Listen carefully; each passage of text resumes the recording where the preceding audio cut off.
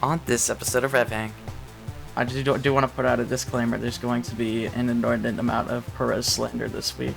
I am not in Ben's house, as far as he knows.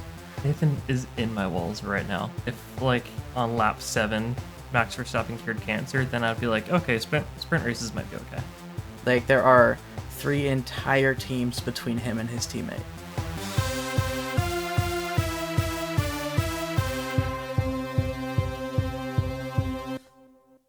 Hello everybody, and welcome back to another episode of RevHang. I am Nathan, and alongside me is my good friend and co-host, Ben. How you doing? Man, it feels like we were just here. Yes, we were just here last week, and we will be here again next week. Here, in my house. How did you get in? What are you doing here? That is not accurate. I am not in Ben's house, as far as he knows. Nathan is in my walls right now. Yes, it's the best podcast studio. Yeah. So comfy. The stud spacing is so far apart. But no, it's been good. It's been hot, but just trying to keep everything watered, try to keep the yard in a decent condition in case people come over, and trying to keep up with the puppy training, and just it's tiring, but it's still fun. Waking up at 6. She's gotten better. She used to wake us up with the howling at 5 a.m. and now it's closer to 6, which is much more acceptable, I think. That's progress, man. Yeah, it really is. Good progress. I'll take it. This is not a housekeeping podcast. This is a racing podcast. So, with the traditional, this is not a podcast out of the way. Not a dog training podcast. It's not a garden podcast. I think I've used both of those before, but... Have you really? I think so. I used the dog one last week, but... Oh, okay. I was expecting you to tee that one up, and you didn't. I was like, oh, that seems kind of like a missed one, but... Yeah, well, it's used, so... Alright, let's jump into some racing. We only had F1 this week. There was no IndyCar race. But before we dive into the wonderful world of Formula One that is free from drama and scandal, of course... We'll talk about drama and scandal. I just do want to put out a disclaimer. There's going to be an inordinate amount of Perez slander this week. So... Be ready. I can't wait. It's been too long. All right. Paddock news. Let's do this first. Lance Stroll has renewed his contract with Aston Martin, much to everybody's surprise. He will be with Aston Martin for at least another year. You think it's one of those... Okay, I don't watch The Office, so you have to forgive me if I get the reference wrong, but isn't the guy who plays Ultron, what's his name? Who plays who?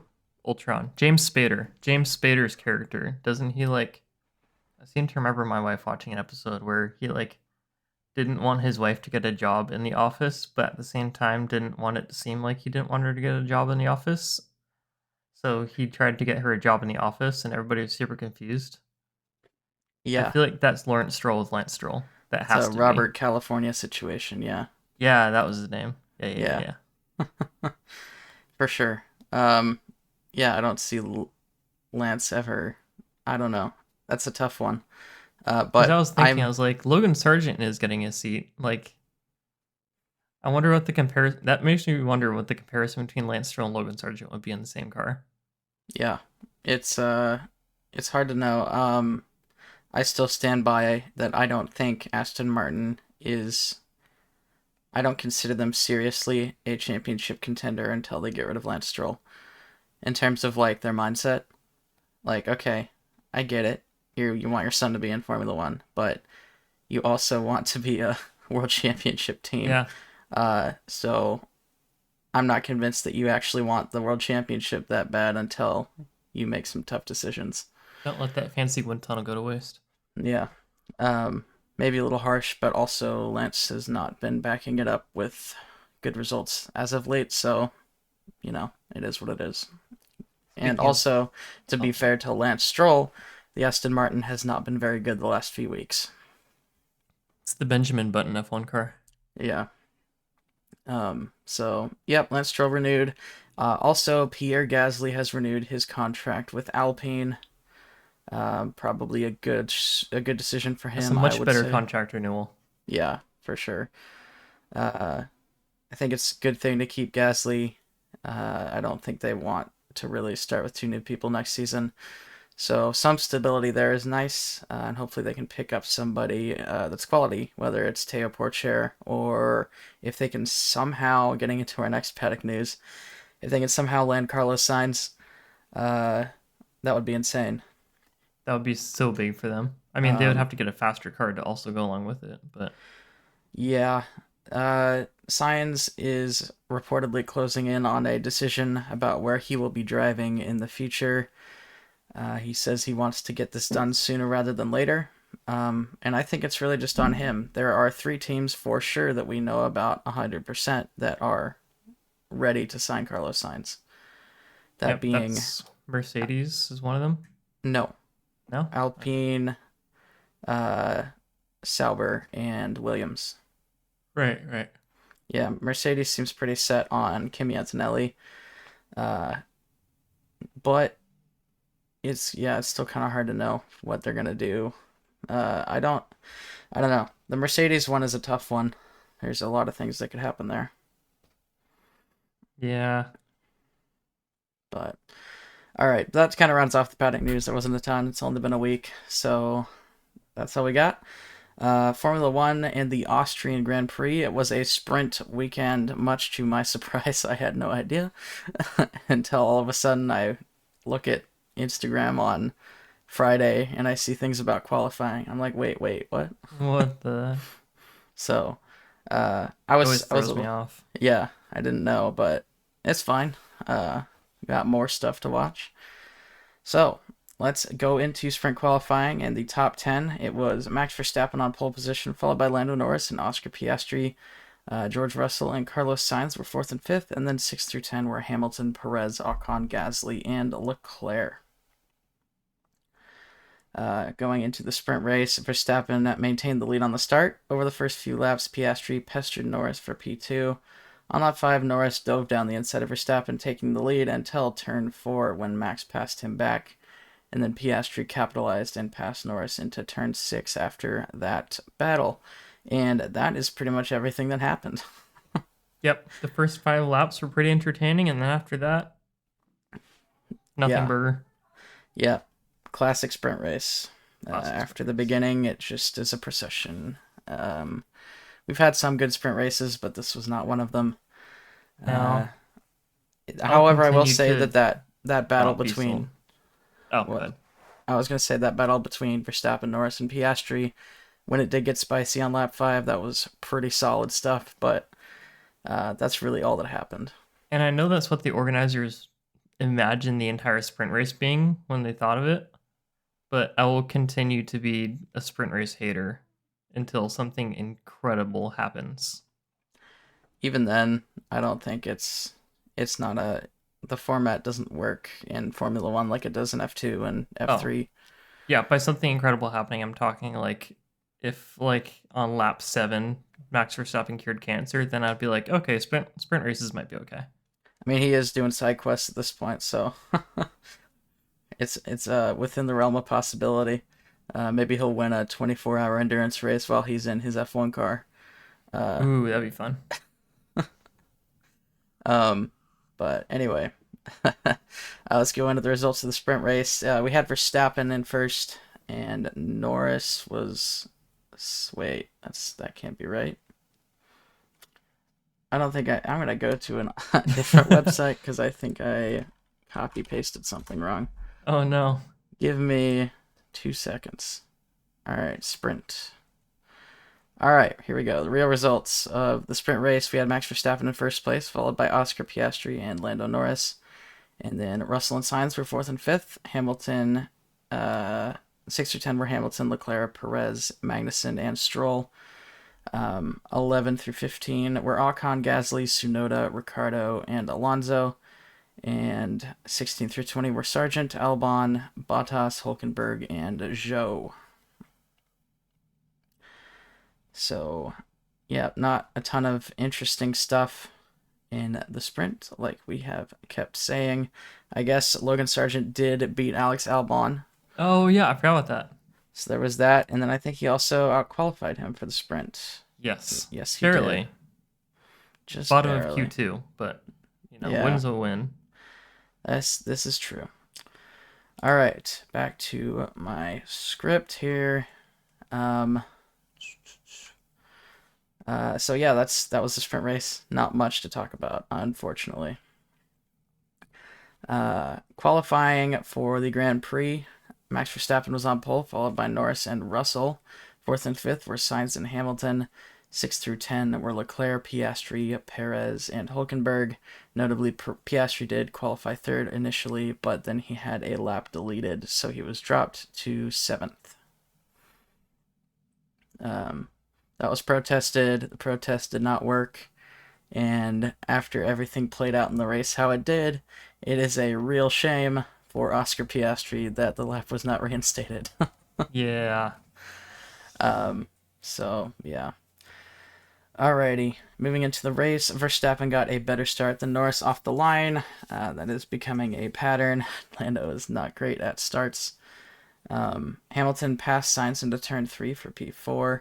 Piastri had contact with Leclerc early on, damaging his car, but he was able to continue. Leclerc, though, had to pit for a new front wing. On lap 5, Hamilton had to let Sainz pass him due to overtaking off the track. On lap 20, Alonso locked up and hit Zhou, earning himself a 10-second penalty. On lap 35, Ocon shoved Gasly off the track as he tried to overtake him. More Alpine drama. Love to see it.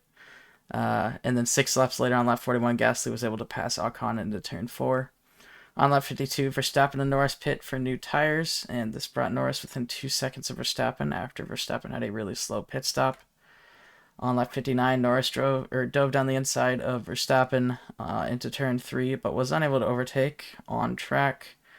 On lap 63, Norris dove again down the inside of turn 3, but Verstappen was able to maintain his position just barely. And then the next lap, on lap 64, Lando went around the outside when the two cars made contact and left both of them with punctures. Both of them ended up having to limp back to the pits. Verstappen was able to put new tires on and continue his race, but Lando had too much damage to his car as his rear tire had completely unraveled and was destroying his floor. So Norris was out, unfortunately, and Verstappen fell way back. And when I say way back, I mean to P5 because they were so far out in front. Russell was promoted to the lead of the race and ended up going on to win. It's crazy to me that Verstappen. Well, you'll get into the placements, but Verstappen finishing as far ahead of Perez as he did. Yes, this is where the Perez slander comes in. There'll be talking points about that in a second. Oh boy. But yes, George Russell won the race, followed by Piastri and Sainz on the podium. Fourth and fifth were Hamilton and Verstappen. 6 through 10 were Hulkenberg, Perez, Magnussen, Ricciardo, and Gasly. 11 through 15 were Leclerc, Ocon, Stroll, Tsunoda, and Albon. 16 through 19, rounding off the finishers, were Bottas, Zhou, Alonso, and Sargent. Alonso with a absolutely atrocious race. And then we had one DNF, and that was Lando Norris. Not a great day to be a McLaren fan. Or Red Bull fan. Or a Red Bull fan, really, to be honest, yeah. But getting into our talking points, George Russell had a couple of great races recently, taking pole position in Spain, and I think he was on the. No, he wasn't on the podium, but he finished fourth.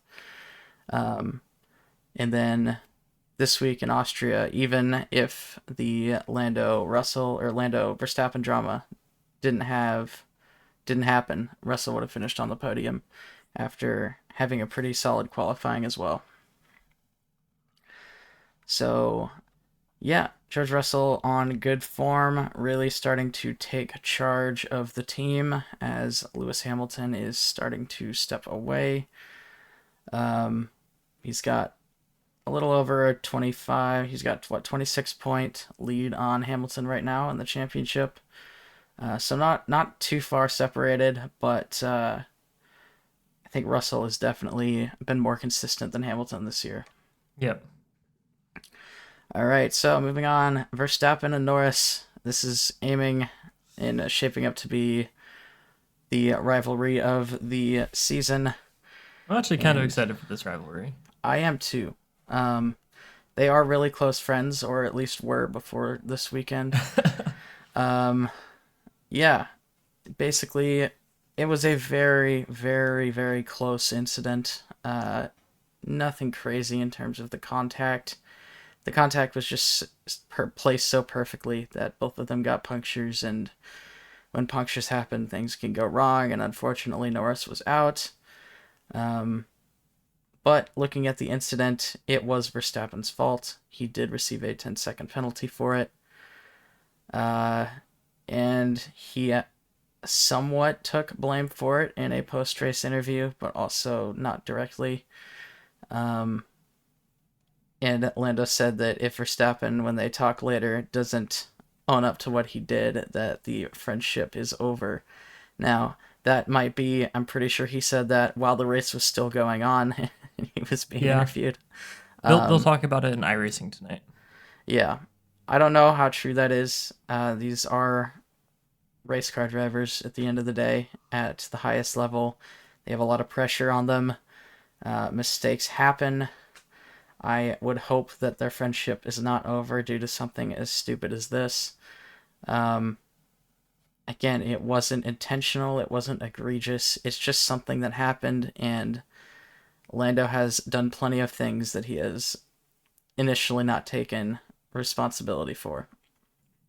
So, at the end of the day, I don't think this should affect their friendship. I don't think it really will.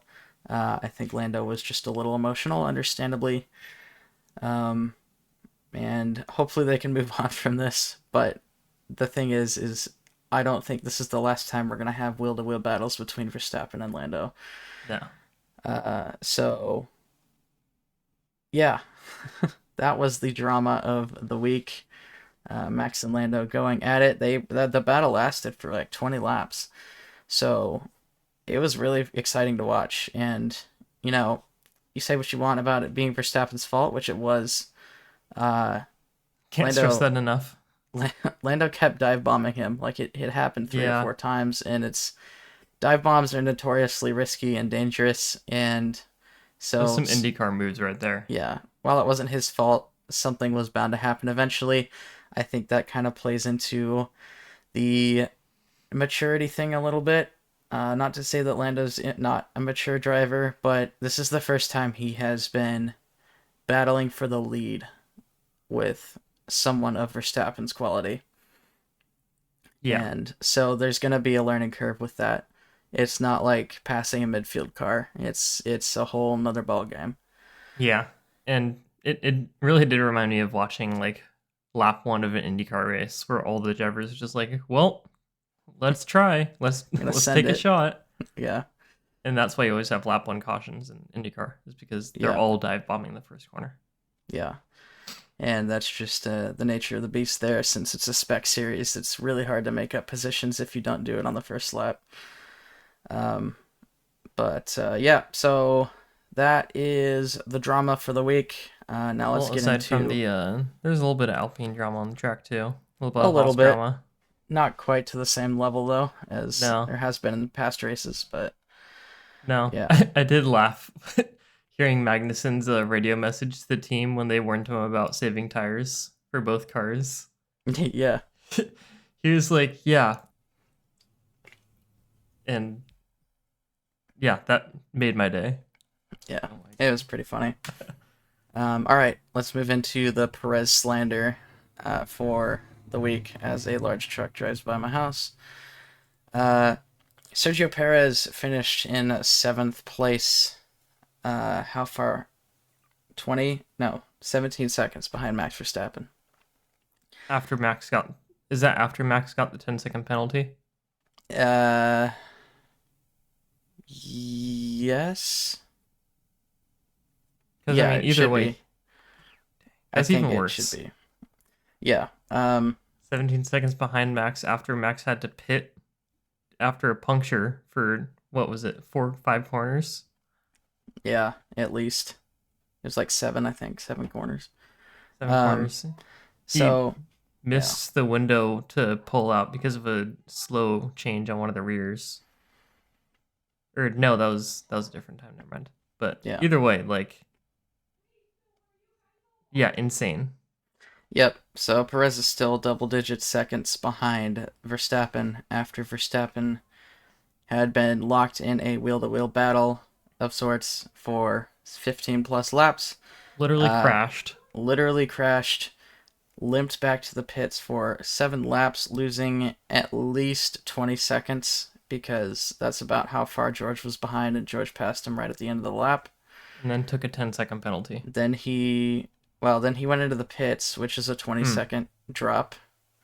Uh, the pit stop was actually pretty fast considering. Um, then he came out and then he got a 10-second penalty. So Verstappen lost at least 50 seconds of time on track, and Perez was still double digit seconds behind him. Yeah. Like, I was really hoping that his contract getting renewed for another couple years would be helpful to him in terms of like mentality and not having to like fight for his spot. yeah. But I don't think it has. Well, it's like looking at this. What's really crazy is looking at the gap that Verstappen and Norris had to Russell. And then if you translate that to the times and the intervals on the finishing order, I think Perez might have been almost, if not lapped, by the end of the race if things continued how there would have been. And this would not have been the first time Verstappen has lapped a teammate in Austria. Uh, but yeah, still, Insane. yeah, it's kind of crazy to think about. Yeah, Verstappen may have lapped Perez if things proceeded as normal. And not to say that Perez is supposed to always come behind Verstappen, but kind of the point of a second driver at a team that's performing that high. I mean, Bottas is a good example, and clearly he's much happier not having to play that role. But kind of the role of a second driver at a team like that is to be there to pick up the pieces when the first driver can't make it happen or something happens. Exactly. You At have to be right there. you had if at the very least he should have been on the podium, Yeah. but no, he's still behind Verstappen, barely even getting points. He finished seventh. He got passed by Nico Hulkenberg in a Haas, uh, and so he's sitting in between two Haas's in a Red Bull.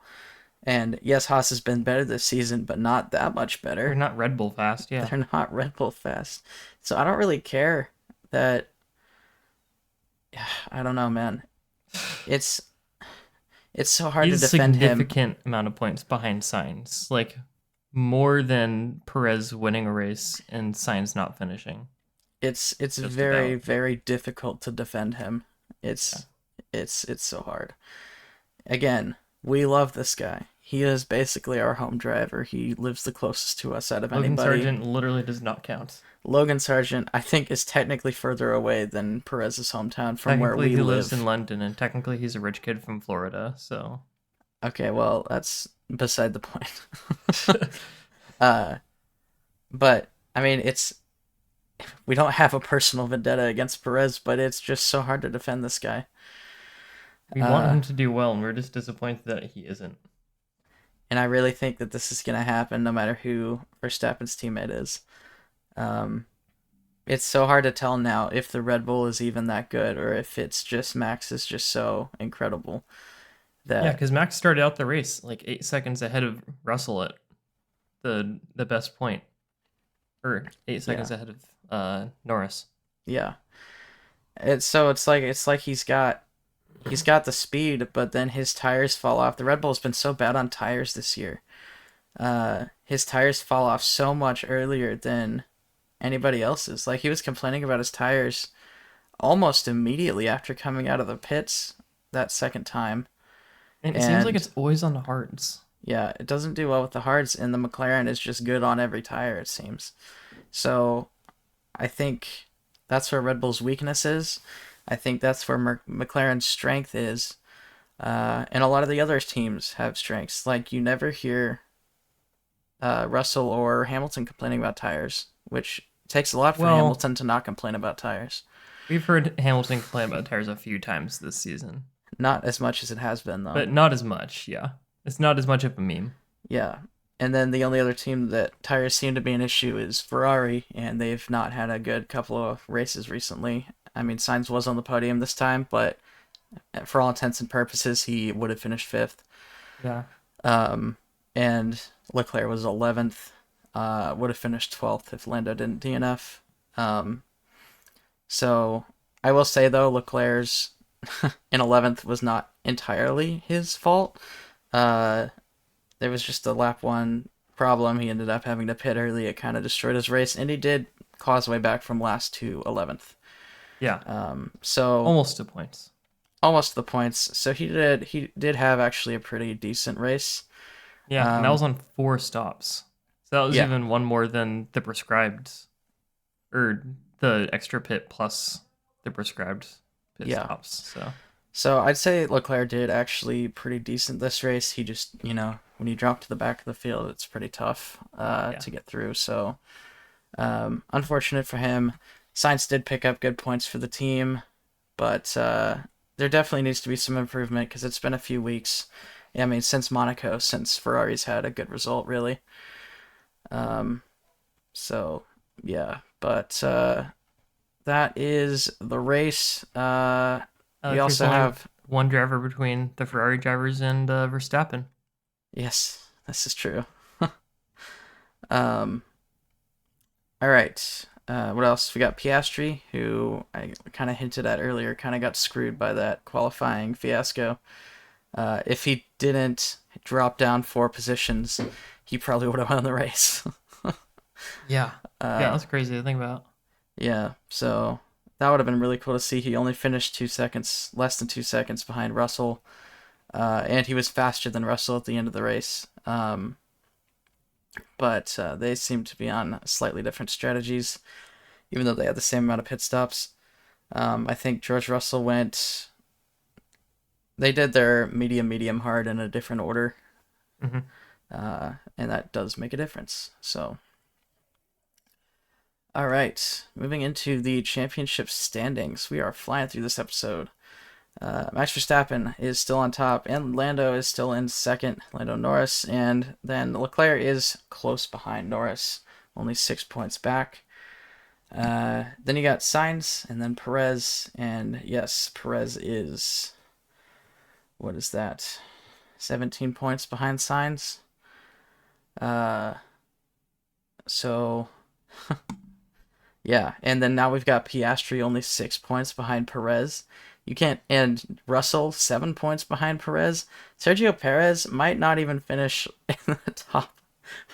He might not finish top 10. Well, okay, he'll finish top 10, but like Yeah, let's not go that far. Yuki he'll Tsunoda has probably. 19 points in 10th place right now. But we're talking like seventh or eighth, probably We're at the we're end. talking like 3 whole teams between him and Is Verstappen. yeah, that's kind of nuts.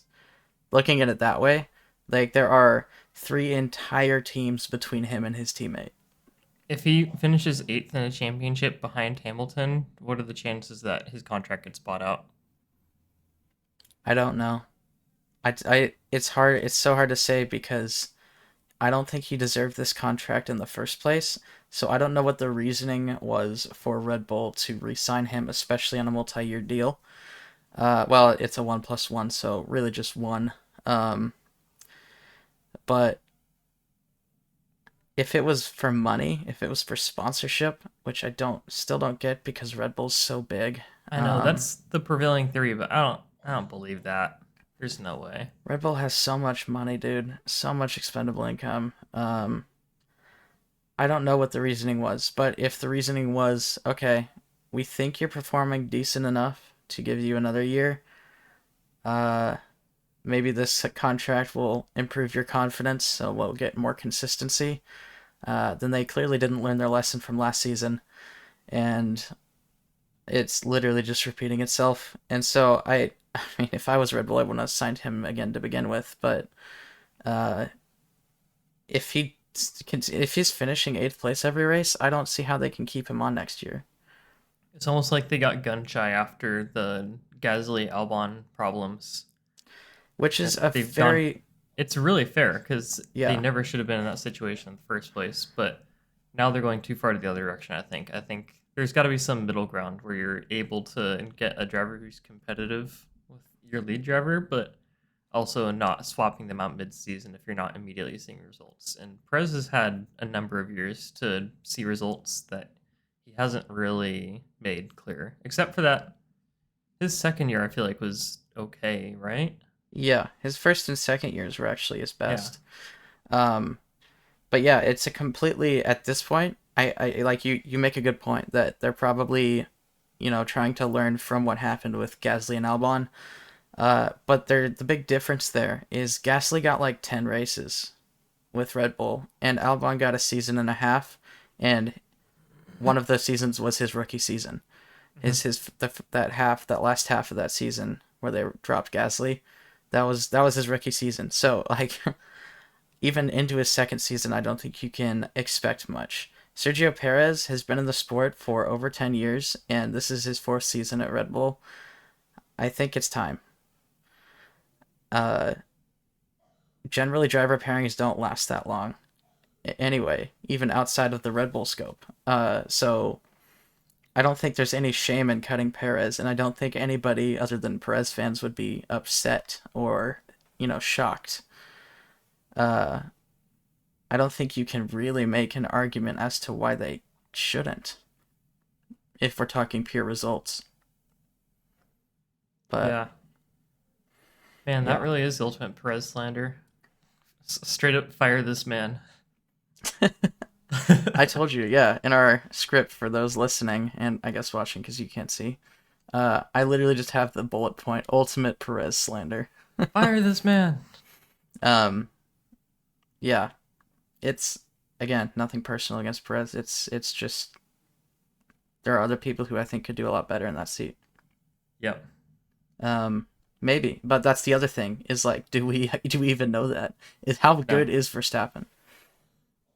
That's Yeah. the thing. Yeah, maybe they have some special Verstappen calculator and they figured out that Perez is still the best bet or Yeah, it's hard to know because it's yeah. like, yeah, it's really tough. Because they are 64 points from losing first in the Constructors' Championship to Ferrari. And Yeah, McLaren is not far behind. no. So That is a few races of good luck for Ferrari or McLaren. yeah, I think yeah, if he finishes eighth in the driver standings, he had better hope and pray that they still win the constructors. If Perez single handedly loses them the constructors championship, I don't see them taking too kindly to that. Yeah. So I would, if I was Yuki Tsunoda, I would stay vigilant and still try to get as many good results as possible, and he has been doing better this season. Um, Granted, Ricardo did just. Oh, Ricardo got a point. He finished ninth. Good for him. Uh, anyway, I don't think you can tell me that Ricardo has beaten Tsunoda comprehensively this year. um, Maybe it is time to give Tsunoda a shot. It's again hard to know, but Ooh. I definitely don't see Tsunoda beating Verstappen. No. So that's the other thing. Is like it's if it's not Perez, who is it? And who do you think will get you better results? Who are you going to be able to poach? That's why I think they dropped the ball when they could have gotten Sainz, and I think it's too late now. Yeah. Uh, they could have gotten Carlos Sainz, but they chose not to for valid reasons. But at the same time, you're not going to poach Norris now. You're not going to poach Leclerc. You're not going to poach Hamilton. He's already been poached. Maybe they're waiting for uh, Palou. don't get my hopes up, man. Uh, it's like who you got? Piastri's locked in. Russell's locked in for sure. He's not leaving Mercedes in a million years. Hamilton's locked in at Ferrari. Yep. Whoever goes to Mercedes is going to be locked in at Mercedes. Hulkenberg's definitely going to be at Sauber for a little bit. Or Yep. Audi. Absolutely. Which I think that was a absolute steal and a half for Sauber.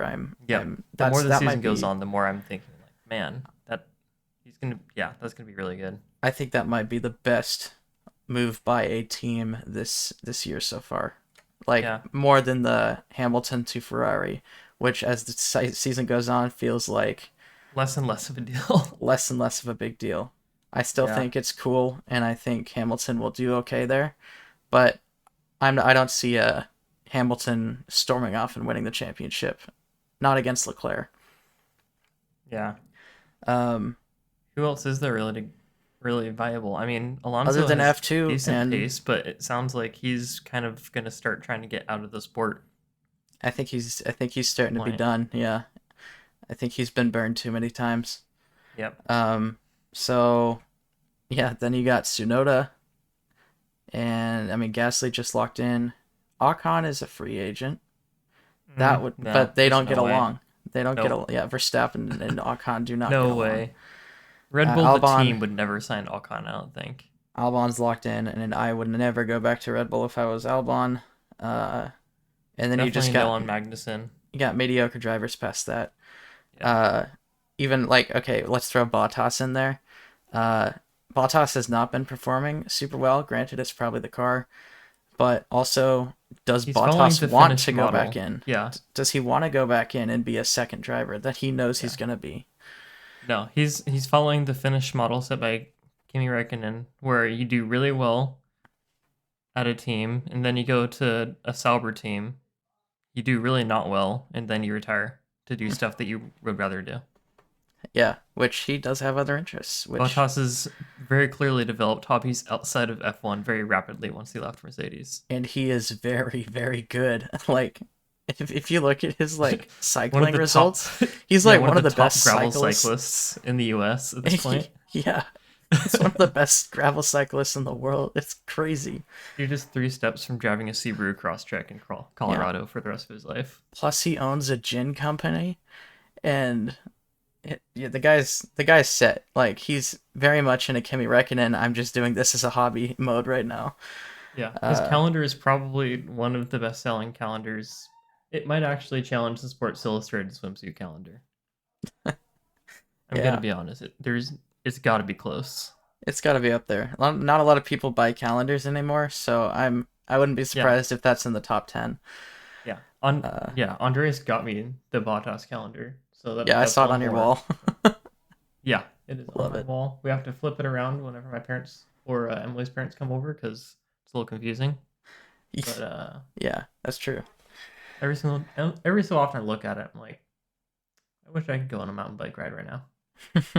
Yeah, but needless to say, Red Bull, since they let Sainz go, doesn't have a lot of good options anymore, and that might have played into why they re-signed Perez. Because if you're not re-signing Perez, it's either Tsunoda or Ricardo or Liam Lawson. Like realistically, Yeah, and I think out of those, Lawson's probably the best bet, but uh, even then, that's shaky. Lawson has not entirely proved himself. If they committed to it and gave him 2-3 years, That then yeah, I'd say yes, probably. But if they want results right now, which they do because their championship is not in the bag yet, it probably won't be next year. I think probably Tsunoda or Ricardo. I That's the thing is Ricardo hasn't been doing super well, but he's finishing races. He's finishing close to Yuki. He's not as hot headed as Tsunoda. He's gonna bring sponsorships if that's really the reason that they're keeping Perez. Like Ricardo brings a lot of money too. Uh, so it's a really tough decision. So that probably played into why they re-signed Perez. But they can't. They got to stop the bleeding at some point. yeah, Um, so I don't know. That was our Perez slander for the day. It really was the ultimate Perez slander episode. yeah. That was like 10 minutes of Perez slander, Yeah, for straight real. up. Yeah. All right. Constructors we talked about a little bit, but yeah, Red Bull's out in front, but not by much. Ferrari and McLaren are right there. But past that, I don't think anybody has a chance at the title. So let's move on to the pit stop championship. In first place this week was Ferrari and Charles Leclerc with a time of 1.95 seconds. Really good stuff. And then I mean, he Sainz had was a lot of second. opportunities. Yeah. Sainz was second at 2.07. And then Perez and Piastri and Gasly. And then 6 through 10 were Ocon, Ricardo, Tsunoda, Russell, and Stroll. Um, so, yep. And then pit stop standings, Perez jumped Verstappen and retook the lead of the championship. Uh, Nothing else much super interesting. And then constructors, same thing. I think Alpine jumped Aston Martin for P5, and that's about as interesting as it got. Now overtake of the week. I gave this to Oscar Piastri for this could have been any one of 5 identical overtakes that he did this weekend around turn 6. I give it to the one that he did on Carlos Sainz on lap 65 of the Grand Prix, just because it kind of meant the most. He got into second place, but basically he went around the outside of Carlos around a super long open left-hander, and very difficult to find the grip to overtake there. But he did that. That was his favorite spot to overtake the entire weekend. He passed Lando Norris. He passed Sainz. He passed a couple other people. I don't remember exactly, but Why mess with a good thing? yeah. All right, now for our predictions for the last week. This might be the most wrong we've This ever is been. bad. But yeah, this race was not very predictable. Yeah. All right, top 5 to remind everybody was George Russell, Oscar Piastri, Carlos Sainz, Lewis Hamilton, and Max Verstappen. Weird. It feels weird having Verstappen in 5th. He's either first or he's not on there. Yeah. Which is rare. But all right, tell me what your top 5 was, Ben. I had Verstappen, Hamilton, Norris, Leclerc, Sainz, and Alonso as my dark horse. Okay. And I didn't do any better. I had Norris, Verstappen, Leclerc, Sainz, and Russell with Perez as my dark horse. And We thought we had those first 2 covered off no matter what. We very much did not. no, yeah. I was excited. I was like watching the battle. I'm like, there's no way Norris doesn't get past Verstappen at some point, and I'm gonna have my top 2 locked in. And then, yeah. So that did not happen. Needless to say. Moving on to the fastest lap.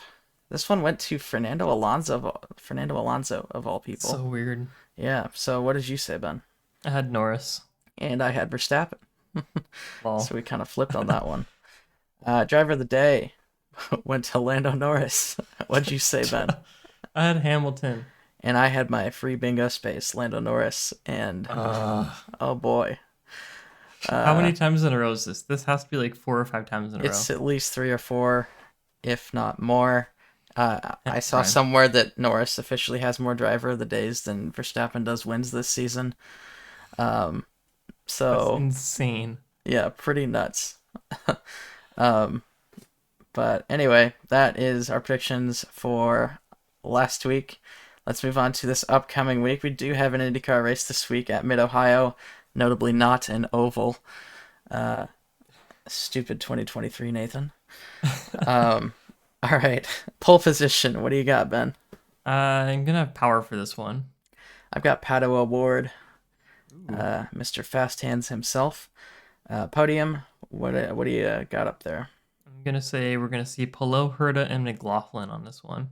Okay, and I have similar. I have Herta, Power, and Polo. Herta and Polo have both just been on absolute hot streaks. Yeah, Herta's. Anyway, It's finally putting it together. yeah. All right, and then winning number of pit stops. What do you got? I have 3. I have 2. All right. So, moving on to the Formula One British Grand Prix at Silverstone. I am very much looking forward to this race. I don't know why. Usually I don't look forward to Silverstone, but this year I am excited. Probably It feels because it's almost not a like guaranteed. 2021. Yeah, it's not a guaranteed Verstappen win is probably why I'm excited for Silverstone this time. Yeah. But yeah, so with that being said, Who that's do we really have funny for that I just said first that. place? That's really funny that I just said that. All right. Yeah, give me your top 5, Ben. I have Verstappen coming in first. I have Piastri in second. Just a little mix up there. Mm-hmm. So close. Norris in third, Russell in fourth, and Hamilton in fifth, just to give the Brits a solid block of three. Then I have Ocon as my dark horse. Okay. I have Verstappen winning as well. I debated putting Max or Lando or someone else. It's it's a good season when it's really hard to figure out who's gonna win. Yeah, Like I when think it feels more this, like IndyCar. yeah, this has been definitely the best season since 21, 1,000%. Yep, Um, so I mean now we've got what, five different winners, that's but yeah, crazy. that sounds right. That's like IndyCar numbers. Yeah, because we got Verstappen, Sainz, Leclerc, Norris, and now Russell. So yeah, five different winners in what, 10 races? Yeah, Uh, 10-ish races. Yeah, that's not something we're used to. So very cool stuff. But anyway, moving on to my top five. I got Verstappen in first, followed by Norris and Piastri on the podium, and then I have Hamilton and Russell rounding off the top five. And glad to my see we dark both have the horse, Mercedes off the podium. yeah, Mercedes off the podium, Ferrari not even in the top five. Um, and then I have Pierre Gasly as my dark horse, uh, just to kind of mirror your Ocon a little bit. We Like I, have the exact same names, just slightly different orders for yeah, our top five, and then we have an Alpine driver for our dark horse. yeah, and you would say, well, you can't say it's not easy to predict if you've got the same predictions. But I think this is just a coincidence because it is very possible that Perez could finish top five, the Ferraris could finish top five. You could see a Hulkenberg sneak into the top five. Like, it's not easy. Man, can you imagine how crazy it would be if Perez got top five? That would be pretty nuts. Yeah,